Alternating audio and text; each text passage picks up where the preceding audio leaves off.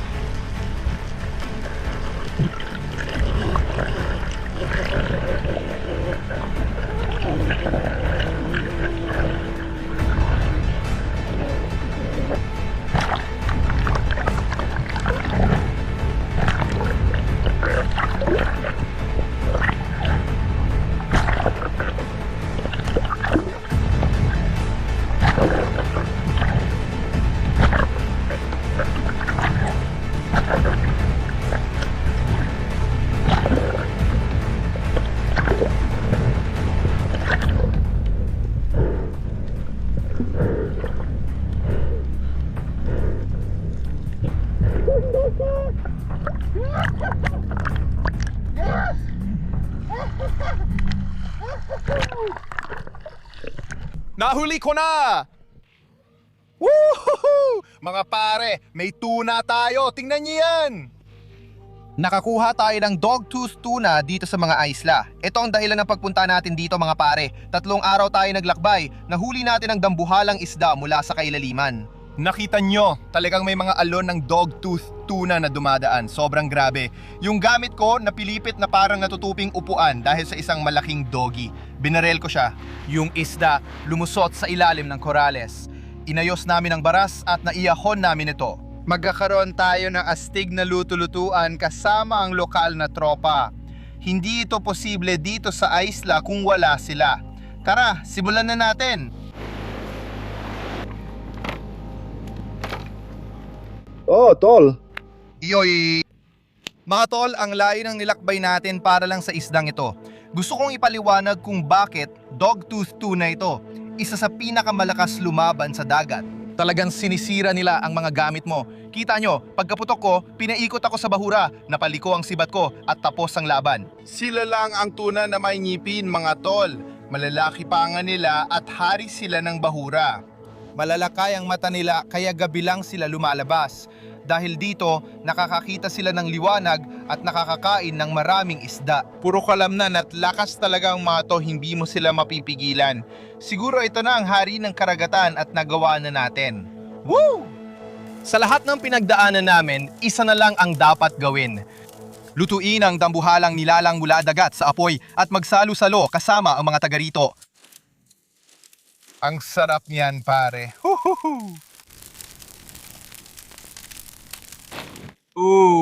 Tingnan mo yan.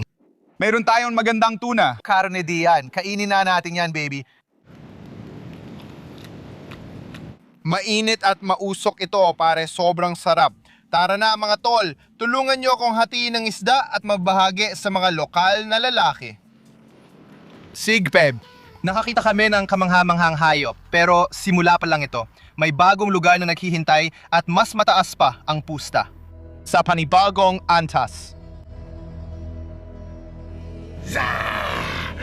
Kakarating lang namin sa pinakawalang kapantay na lupain mga pare. Narating na namin kung saan nagtatagpo ang dagat at ang sistema ng bakawan. At hawak namin ang busog at palaso at ang aming backpack. At magsisimula na kaming mag-explore. Para sa pinaka-exotic na hayop sa mundo. Kaya nilang tanggalin ang mga daliri ko mga pare. Pero lalabas tayo, magpapakawala ng mga pana at titignan ang mahahanap natin. Kita nyo, bumaba na ang tubig. Nasa mga matitinding bakawan tayo ngayon. Sa totoo lang, di ko alam kung anong makikita natin dito. May dala akong busog at palaso kung sakaling makakita tayo ng kakaibang isda o kung ano paman. At syempre, pati na rin ang pinakamabangis na mandaragit. Susundan natin ang sapa ngayon dahil dadalhin tayo ng sapang ito sa pinagtataguan ng mga hayop. Tingnan nyo kung gaano kalinaw ang tubig. Uy, may napansin ako. Oh. Shh, may maliit na alimango dito. Hindi. Hindi. Tingnan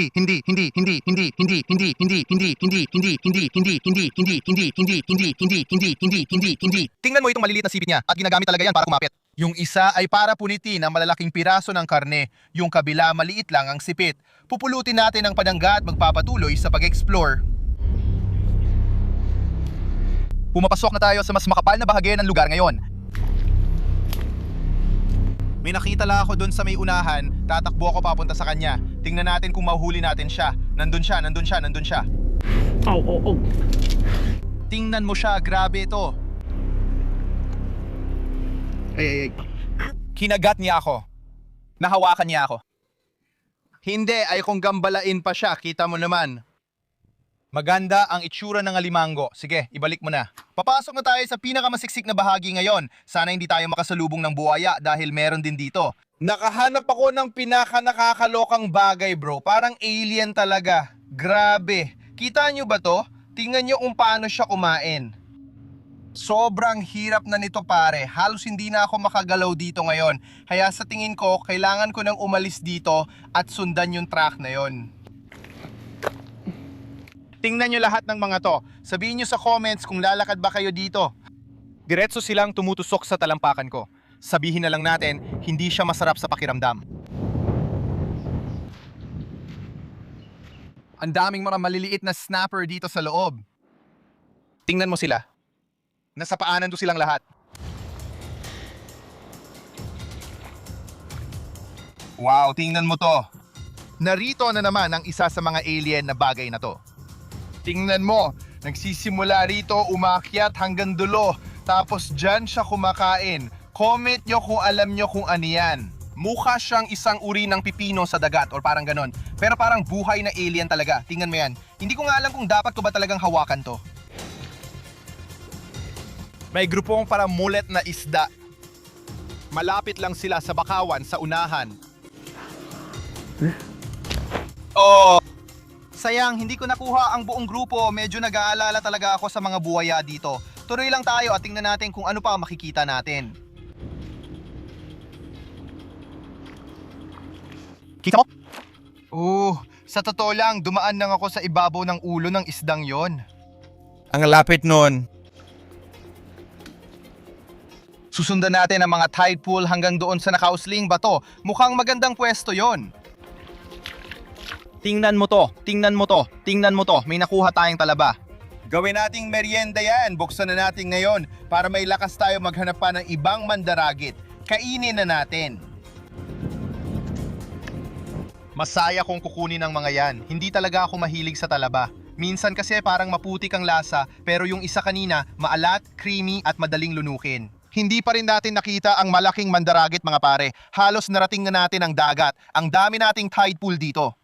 Gusto kong makita kung may bitag dito. Grabe. Tignan mo to, tignan mo tong bagay na to. Ang laki ng aso. Nakuha natin ang seagull. Tara na, ang astig. Malakay talaga yan at malambot pa. Pare, may problema ka, di ba? Grabe naman. Gusto talaga namin ang mga seagull gunner at water pistol. Kahit saan, nakikita ko sila at hindi matakasan. Pinakakakaibang alimango ito na nakita ko, parang ako mismo. Pinakamahaba ang braso at binti pero maliit ang katawan. Lupit nun. Sige, palayain na natin siya.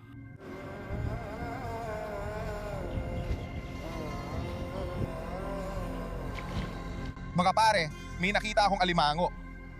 May nakita akong alimango.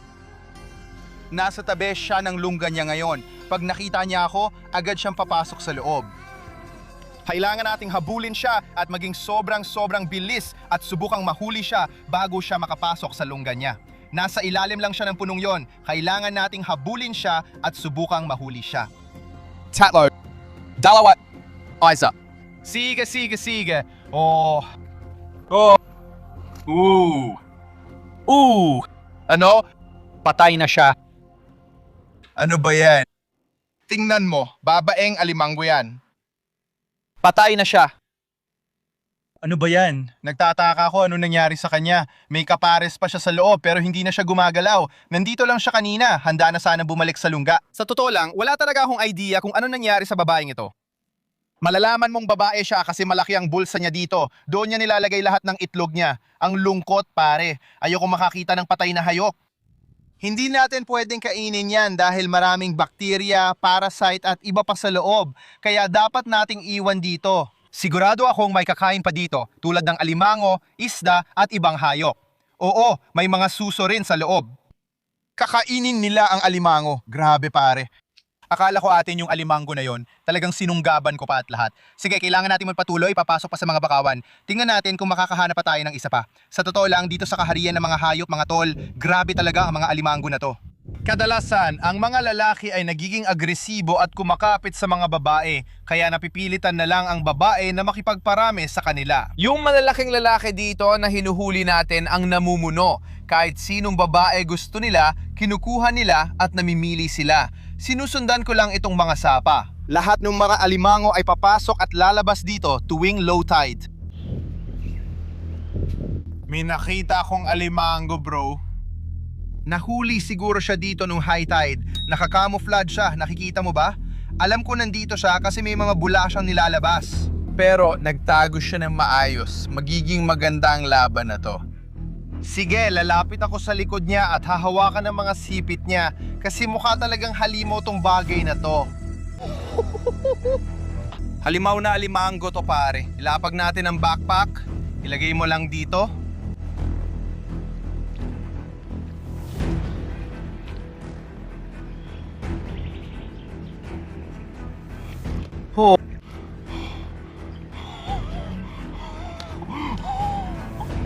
Ay, grabe. Isa iyang halimaw. Grabe. Oh, ang lakas niya. Nakuha ko siya. Diyos ko. Ang lakas niya. Tingnan mo yan. Ay, grabe. Tingnan mo yan. Grabe, halimaw yan. Ang laki niyan. Sige, tara, tuloy tayo. Sinusubukan niya akong abutin. Tingnan mo yan. Yan mismo ang ultimate predator, pare. Tingnan mo yung hayop na yan. Tingnan mo yung mga kuko. Hari talaga siya ng sistema ng bakawan. Siya ang hayop na may pangalawang pinakamataas na testosterone sa buong mundo. Woo! Woo! Maghapon na tayo nangangaso para dito at ngayon may nakuha tayong halimaw. Ito, dito nanggagaling ang lahat ng lakas. Itong malalaking kuko na to. Ginagamit nila yan para pitikin at patayin halos lahat ng nahuhuli nila. Ngayon may 6 silang paa sa magkabilang gilid. Itong matutulis sa gilid ang tumutulong gumalaw habang ang palikpik sa likod ang nagtutulak sa tubig. Sobrang kakaiba rin ang mukha nila, parang alien. Nakatira sila sa putik at sobrang tamis ng laman nila. Kaya ngayon, kukunin natin to, magpapagawa ng apoy at magluluto ng masarap na potahe. Tara na!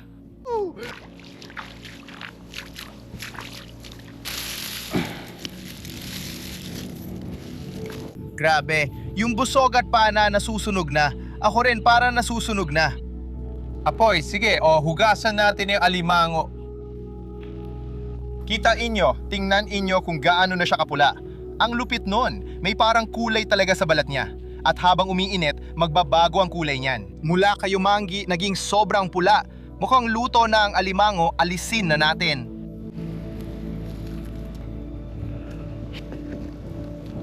Napakatindi ng pink niya. Isang paraan lang para dito, alisin natin ang pinakamalaking lollipop. Yan ang giganting sipit natin. Tingnan nyo kung gaano ka-juicy. Ang galing natin dito, bro. Higanting mud crab. Tara na.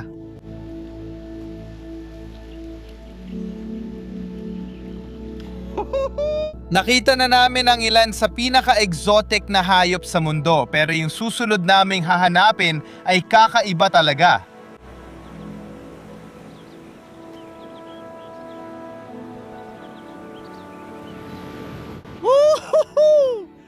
Magandang umaga sa inyo mga tol at nandito tayo ngayon sa napakagandang isla na ito. Sobrang lupit bro! Para matapos ang hamon ng paghahanap sa pinaka-exotic na hayop sa mundo.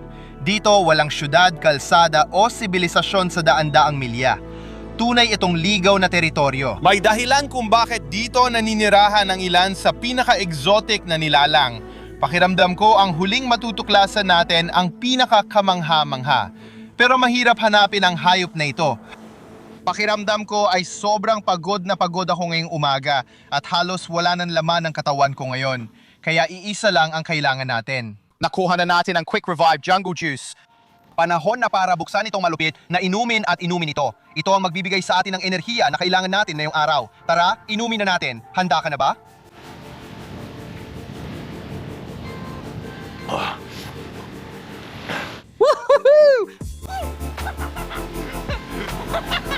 Mabilis tayong naka-recover. Ayos na tayo. Tara, alis na tayo dito. Sakay na tayo sa bangka at simulan na nating tuklasin ang isla na ito. Kailangan nating makahanap ng malaking isda at magluto ng bongga para matapos ang hamon na ito.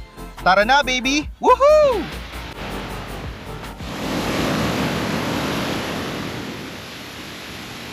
Sige, aso na parang Gatorade ang tubig dito. Iiwan na natin ang isla at magsisimula ng mag-explore. Ako at kayo, mga inabandona na isla at kristal na malinaw na tubig. Ito ang dahilan bakit natin ginagawa to, pare.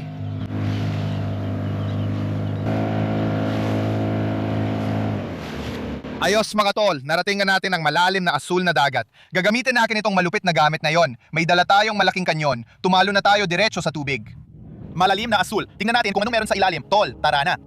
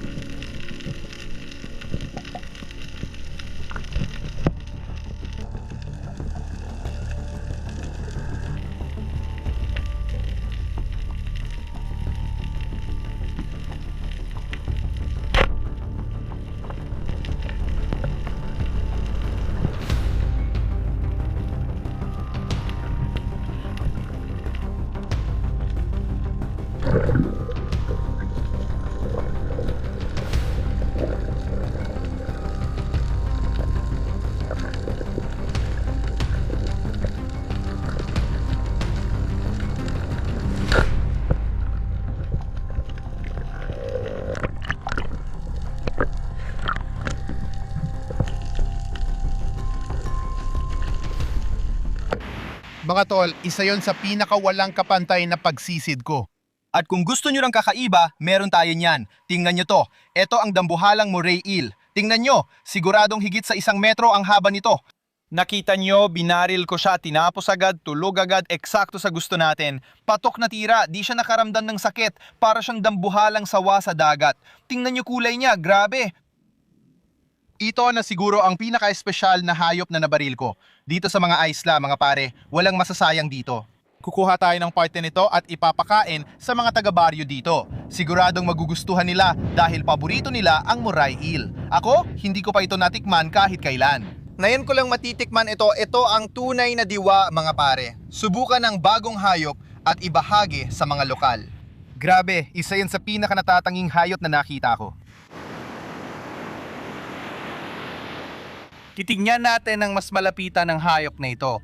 Isa ito sa pinaka-exotiko at kakaibang hayop na nahuli ko. Para siyang sawa ng dagat. Ang hayop na ito ay may ilan sa mga pinaka-nakakabaliw na ngipin at bibig na nakita ko sa buong buhay ko. Ang meron sila ay mga ngipin na nakaharap patras na ginagamit nila para sunggaban ang kanilang biktima. Pagkatapos umiikot sila at pinupunit ang isang piraso ng laman. Kaya kaya ng hayop na ito tanggalin ang kamay ko. Ganyan ito kabaliw. May mga bakterya sila sa kanilang mga ngipin na talagang kayang magdulot ng infeksyon sa kahit ano, mga kaibigan. Tingnan natin ang pattern sa hayop na ito. Isa ito sa mga dahilan kung bakit napaka-eksotiko nito. Tingnan mo yung mga kulay na yan. Yan ang mga kulay na tumutulong para magtago siya sa buong bahura. Lahat ng tuldok-tuldok, parang fluorescent, kayumanggi, itim, halos parang bato. Talagang naghahalo sila sa mga bato. Kapag may dumaan na isda, bigla silang lalabas, kakagatin, tapos mabilis babalik sa lungga. Kukuha tayo ng kaunti. Hindi ko alam paano sisimulan pero diretso na tayo. Dadaan lang ako sa kabang loob niya para makita kung anong kinain niya. Medyo walang laman ang tiyan niya. Wala masyadong laman sa loob. Kukuha lang tayo ng kaunting steak mula sa kanya dito sa buntot at ito ang magiging pagkain natin. Tingnan natin kung ano ang itsura ng karne na ito. Parang madulas. Halos parang taba ang pakiramdam. Mga 1 milimetro siguro ang kapal ng balat.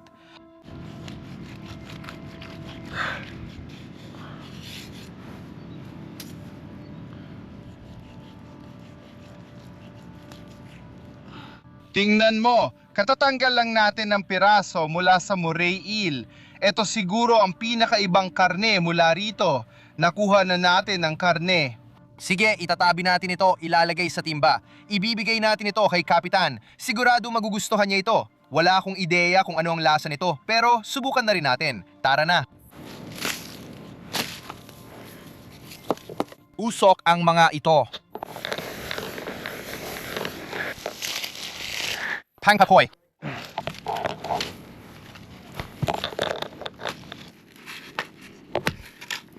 Perfecto.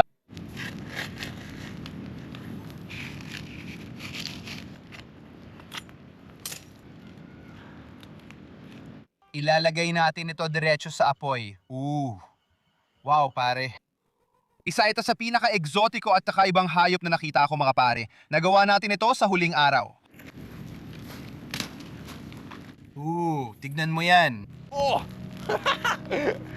May igat tayong inihaw sa apoy. Sana suwertihin tayo. Hindi nasusunog ang gilid ng beam. Palubog na ang araw sa isa pang nakakabaliw na araw habang hinihintay nating maluto ang igat. Mga pare, espesyal makahuli ng pagkain sa isla, lalo na magandang igat at maibahagi sa lokal na komunidad. Malaki ang ibig sabihin nito sa kanila. At ito ang tunay na diwa, mga bonfires sa tabing dagat. Ako at kayo, woohoo! Sa ngayon, kakain tayo ng isang dambuhalang moray eel. Wala nang katulad natin, baby. Tara!